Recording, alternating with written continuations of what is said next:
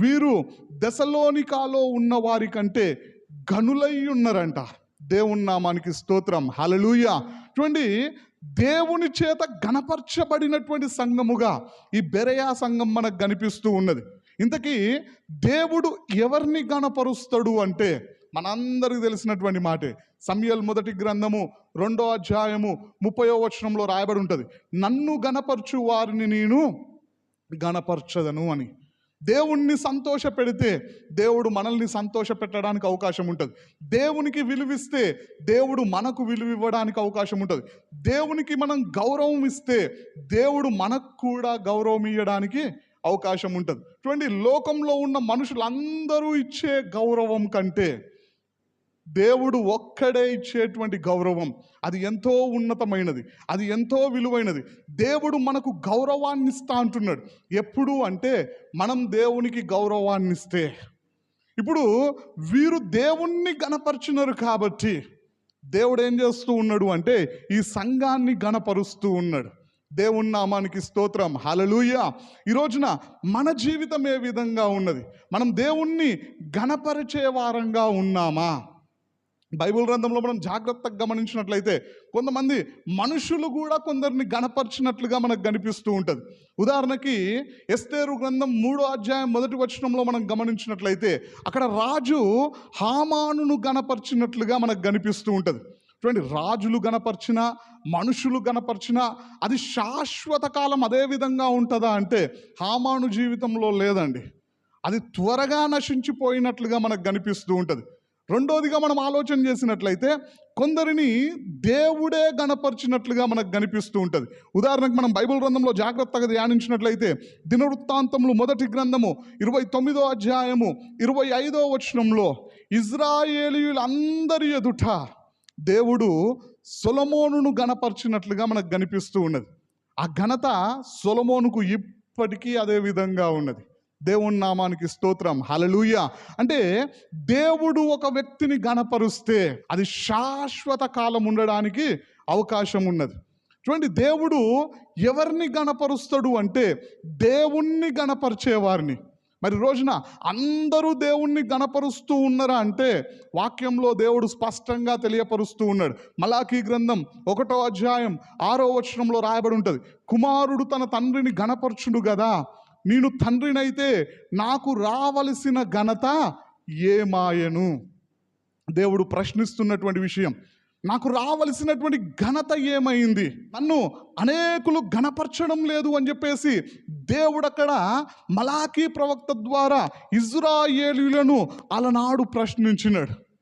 చూడండి, బైబిల్ గ్రంథంలో చాలామంది దేవుణ్ణి గణపరుస్తూ ఉన్నారంట. ఏ విధంగా గణపరుస్తూ ఉన్నారు అంటే మార్కు సువార్తలో ఆ మాట రాయబడి ఉంటుంది. చూడండి, ఆ మాటను మనం ధ్యానించినట్లయితే మార్కు సువార్త 7వ అధ్యాయం 6వ వచనంలో మనం ధ్యానించినట్లయితే అందుకాయన వారితో ఇలాగు చెప్పెను, ఈ ప్రజలు పెదవులతో నన్ను గణపరచుదురు గాని వారి హృదయము నాకు దూరముగా ఉన్నది అని రాయబడి ఉన్నది. చూడండి ప్రియులారా, ఇదే మాట మనకి మత్తయి సువార్తలో కూడా కనిపిస్తూ ఉంటుంది. యెషయా గ్రంథం 29వ అధ్యాయం 13వ వచనంలో కూడా యెషయా ప్రవక్త ద్వారా దేవుడు మాట్లాడినటువంటి మాట ఇదే. చాలామంది ప్రజలంట పెదవులతో దేవుణ్ణి గణపరుస్తూ ఉన్నారు కానీ వారి హృదయాలు దేవునికి చాలా దూరంగా ఉన్నాయంట. మనుషుల ముందు గణపరచడం కాదు, అది నిజమైన గణపరచడం కాదు.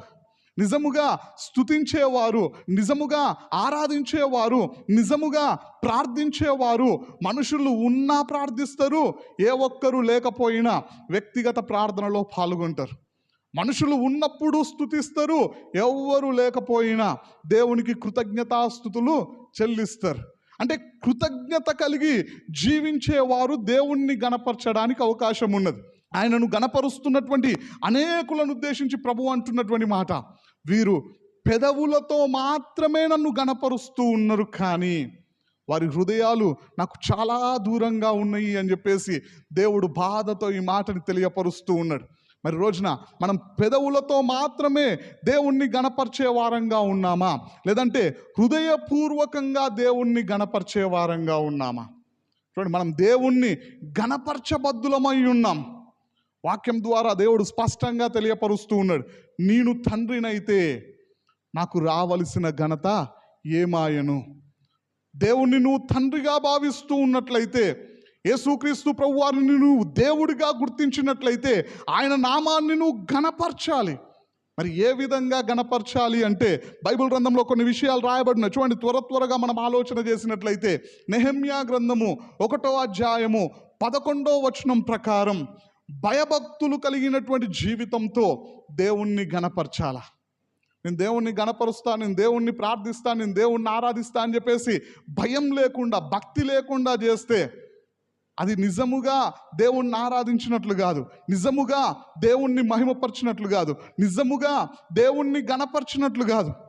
దేవుణ్ణి ఘనపరిచేవారు భయభక్తులతో కూడినటువంటి జీవితాన్ని జీవిస్తారు. మనకు బైబిల్ గ్రంథంలో ఎంతో మంది భక్తులు ఆ విధంగా జీవించినట్లుగా కనిపిస్తూ ఉంటుంది. యోబు భక్తుని గురించి ప్రభువు ఇచ్చినటువంటి సాక్ష్యం, అతడు దేవుని యందు భయభక్తులు కలిగి చెడుతనాన్నే విసర్జించినటువంటి వాడు అని చెప్పేసి దేవుడు సాతాను ముందు గర్వంగా తన కుమారుని గురించి మాట్లాడినాడు. మరి రోజున మన గురించి ప్రభువు మాట్లాడాల్సి వచ్చినప్పుడు మన గురించి కూడా అంతే గొప్పగా మాట్లాడడానికి అవకాశం ఉన్నదా? భయభక్తులతో కూడినటువంటి జీవితం మనకున్నదా? ఒకసారి మన జీవితాన్ని మనం పరీక్షించుకుందాం. రెండోదిగా మనం ఆలోచన చేసినట్లయితే కీర్తనల గ్రంథం 69వ అధ్యాయం 30వ వచనం ప్రకారం కృతజ్ఞతాస్తుతులతో దేవుణ్ణి ఘనపరచాలంట. కృతజ్ఞతాస్తుతులు దేవునికి ఎప్పుడు చెల్లించగలుగుతారు అంటే దేవుడు చేసిన మేలులు జ్ఞాపకం ఉన్నప్పుడు. బైబిల్ గ్రంథంలో దావీదు భక్తుడు మాట్లాడినటువంటి మాట, నా ప్రాణమా యెహోవాను సన్నుతించుము, ఆయన చేసిన ఉపకారములలో దేన్ని మరవకుము అని చెప్పేసి 103వ కీర్తన 2వ వచనంలో మాట్లాడినాడు. దేవుని మేలులు జ్ఞాపకం ఉన్నాయి కాబట్టి దేవునికి ఎక్కువగా కృతజ్ఞతాస్తుతులు చెల్లించినటువంటి వ్యక్తిగా దావీదు జీవితం మనకు కనిపిస్తూ ఉంటుంది.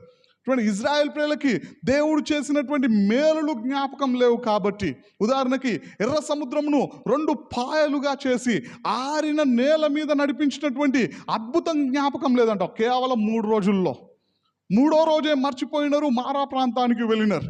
అక్కడికి వెళ్ళగానే వారికి ఒక అవసరం రాగానే దేవునికి ప్రార్థించడానికి బదులుగా, దేవుని సహాయాన్ని వేడుకోవడానికి బదులుగా దేవునికి విరుద్ధంగా మాట్లాడినారు. కృతజ్ఞత లేదండి. వాక్యం ద్వారా ప్రభు మాట్లాడుతూ ఉన్నాడు. మరి మన పరిస్థితి ఏ విధంగా ఉన్నది? మనం దేవుణ్ణి ఏ విధంగా గణపరచాలి అంటే కృతజ్ఞతాస్తుతులతో దేవుణ్ణి గణపరచాల.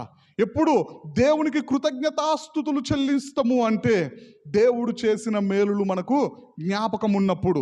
మూడోదిగా మనం ఆలోచన చేసినట్లయితే సామెతలు గ్రంథం 14వ అధ్యాయం 31వ వచనం ప్రకారం బీదలను కనికరించుట ద్వారా దేవుని ఘనపరచాలంట. అంటే బీదలకు సహాయము చేయడము ద్వారా దేవుణ్ణి మనం ఘనపరిచే వారంగా ఉండాలి. నాలుగోదిగా మనం ఆలోచన చేసినట్లయితే అపోస్తుల కార్యములు 10వ అధ్యాయం 46వ వచనం ప్రకారం భాషలతో మాట్లాడుట ద్వారా దేవుణ్ణి ఘనపరిచే వారంగా ఉండాలి. ఐదోదిగా మనం ఆలోచన చేసినట్లయితే మత్తయి సువార్త 15వ అధ్యాయం 4వ వచనం ప్రకారం తల్లిదండ్రులను సన్మానించుట ద్వారా దేవుణ్ణి ఘనపరిచే వారంగా ఉండాలి. చివరిగా మరొక విషయాన్ని మనం ఆలోచన చేసినట్లయితే కీర్తనల గ్రంథం 18వ అధ్యాయం 49వ వచనం ప్రకారం అన్యజనులలో దేవుణ్ణి ఘనపరిచే వారంగా మనం ఉండాలంట. ఈ విధంగా నిజంగా దేవుణ్ణి ఘనపరచగలుగుతూ ఉన్నామా? భయభక్తులతో కూడినటువంటి జీవితం మనకున్నదా? దేవునికి ప్రతి విషయమునందు కృతజ్ఞతాస్తుతులు చెల్లించే మనస్సు మనకున్నదా? అన్యజనులలో దేవుని నామాన్ని మహిమపరిచే విధంగా మన బ్రతుకున్నదా? ఒకసారి మన జీవితాల్ని మనం పరీక్షించుకోవాలండి. లేకపోతే ఈరోజు దేవుడు నిన్నే అడుగుతూ ఉన్నాడు, నిన్నే ప్రశ్నిస్తూ ఉన్నాడు. నేను తండ్రినైతే నాకు రావలసిన ఘనత ఏమాయను అని ప్రశ్నిస్తూ ఉన్నాడు. ఏ జవాబునివ్వగలుగుతావు? ఒకసారి ఆలోచించు. కాబట్టి ఈ రోజు నుండైనా మనందరం ఏ విధంగా ఉండాలి అంటే దేవుణ్ణి గణపరిచిన ఈ బెరయా సంఘం విశ్వాసుల్లాగా ఉండాలి మన జీవితం కూడా. మరి ఆ విధంగా ఉన్నదా లేదా? ఒకసారి మన జీవితాన్ని మనం పరీక్షించుకుందాం.